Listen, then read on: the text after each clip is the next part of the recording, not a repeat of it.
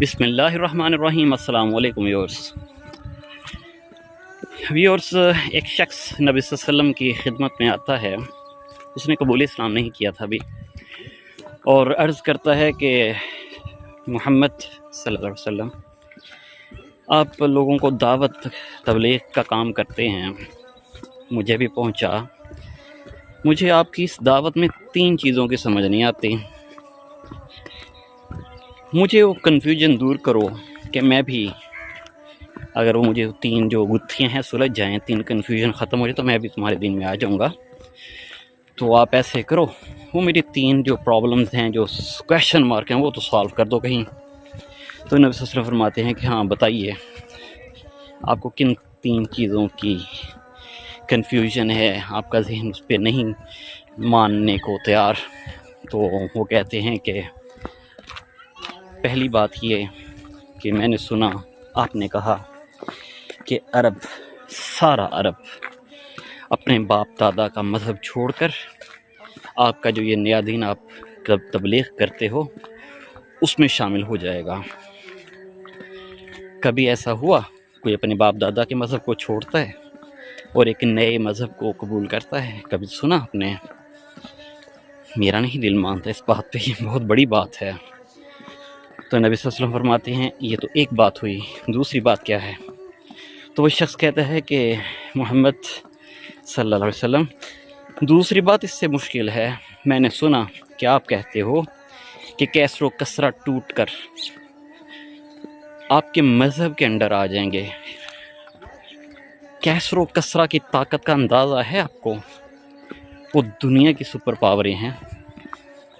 ہمارے پاس کیا ہے عربوں کے پاس؟ پہلی بات، کہیں 1000 میں سے 1% مان بھی لیں کہ چلو عرب کہیں گے کہ عرب ہے، اس شخص کی بات مان لیتے ہیں، وہ عربوں کے آگے کیسر و کسرہ، اس بات پہ میرا دل نہیں مانتا۔ یہ اس سے بھی مشکل، یہ کیسے ہو سکتا ہے؟ تو نبی صلی اللہ علیہ وسلم فرماتے ہیں 2 باتیں ہو گئی، اب تیسری بات بھی بتا دیں۔ تو وہ شخص کہتے ہیں کہ تیسری بات ان دونوں سے مشکل ہے۔ کیا آپ کہتے ہو کہ جب ہم لوگ مر کے مٹی ہو جائیں گے تو آپ کا خدا ہمیں واپس زندہ کرے گا اور ہم سے پوچھ گچھ کرے گا، ہم سے حساب لے گا؟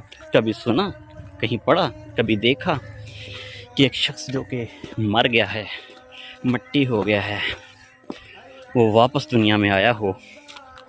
تو مجھے یہ 3 چیزوں کی آپ تشریح کر دیں، وضاحت کر دیں، قائل کر دیں تو مہربانی ہوگی۔ مجھے نہیں سمجھ میں آتی ہیں 3 باتیں۔ تو نبی صلی اللہ علیہ وسلم نے ویورز کوئی دلیل نہیں، کوئی فلسفہ نہیں دیا۔ نبی صلی اللہ علیہ وسلم نے سبحان اللہ ہم سے فرمایا کہ اللہ تعالیٰ آپ کی عمر دراز فرمائے گا، اور آپ خود دیکھو گے کہ سارا عرب میرے کلمے پہ آئے گا، سارا عرب اس بات کی شہادت دے گا کہ لا الہ الا اللہ محمد رسول اللہ صلی اللہ علیہ وسلم۔ یہ آپ کے پہلے سوال کا جواب ہے، اور آپ کے دوسرے سوال کا جواب یہ ہے، آپ خود دیکھو گے اللہ تعالیٰ آپ کی عمر مزید دراز کرے گا، اور آپ دیکھو گے کہ کیسر و کسرہ ٹوٹ کر اللہ تعالیٰ کے دین کے انڈر آئیں گے۔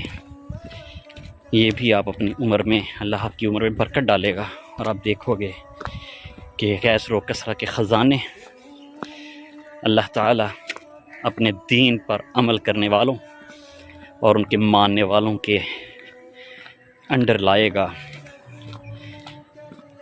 تو یہ جب 2 باتیں ہو جاتی ہیں تو نبی صلی اللہ علیہ وسلم آتے ہیں، رہی بات تیسری تو مجھے اپنا ہاتھ دو۔ نبی صلی اللہ علیہ وسلم نے اس شخص کا ہاتھ پکڑا اور فرمایا قیامت والے دن جب اللہ تعالیٰ تمام مردوں کو اٹھائے گا تو پھر میں تیرا یہ ہاتھ پکڑ کے تجھے یاد دلاؤں گا کہ اے بتا اے شخص، تجھے اللہ نے اٹھا کر تجھے مرے ہوئے کو زندہ کر کے جب تیری ہڈیاں پسماندہ ہو چکی تھیں واپس زندہ کیا کہ نہیں؟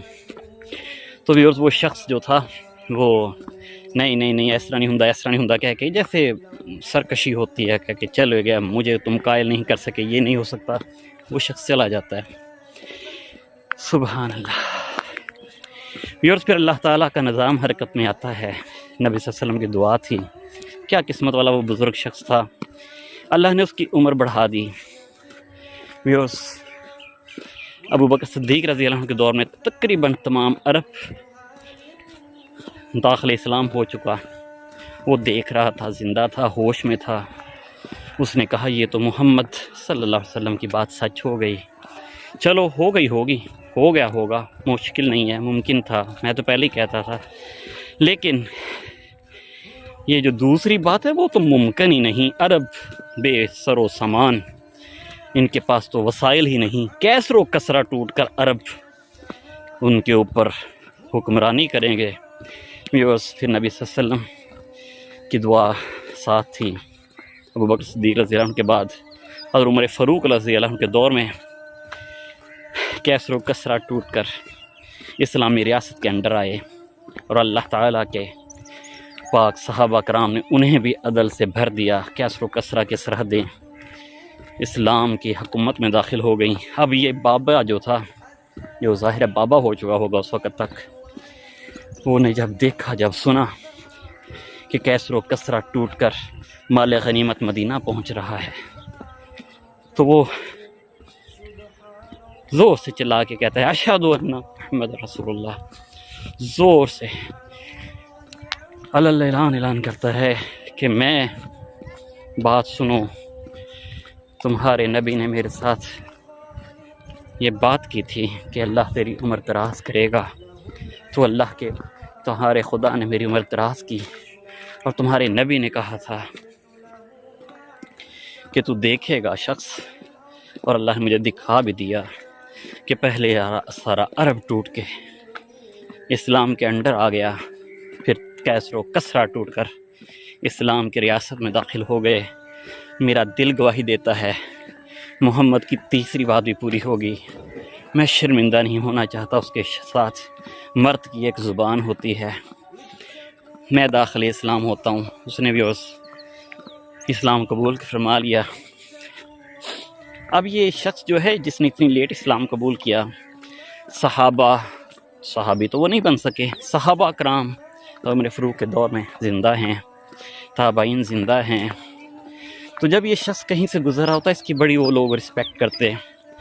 ایک دفعہ یہ شخص گزر رہا تھا تو نبی صلی اللہ علیہ وسلم کے بڑے پیارے صحابی حضرت عمر فاروق رضی اللہ عنہ, وہ اس وقت خلیفہ تھے, تو وہ گزر رہے تھے. تو وہ بڑے ادب کے ساتھ اس شخص سے پیش آئے, بڑا اکرام کیا, پوچھا کہ میرے لائق خدمت. تو وہ ساتھ موجود جو صحابی تھے یا تابعین تھے نوجوان, انہوں نے کہا کہ امیر المومنین, یہ شخص کل اسلام قبول کر رہا ہے, اس کی کوئی اتنی کنٹریبیوشن بھی نہیں ہے, اس نے کوئی فتوحات بھی نہیں کی, کوئی اتنا اس کا نہیں ہے وہ ورک, لیکن آپ اس کو بڑے عاجزی سے اور بڑا لوگ سمجھ کے ملتے ہو, تو اس کا تو ہمیں تعارف کروائیں.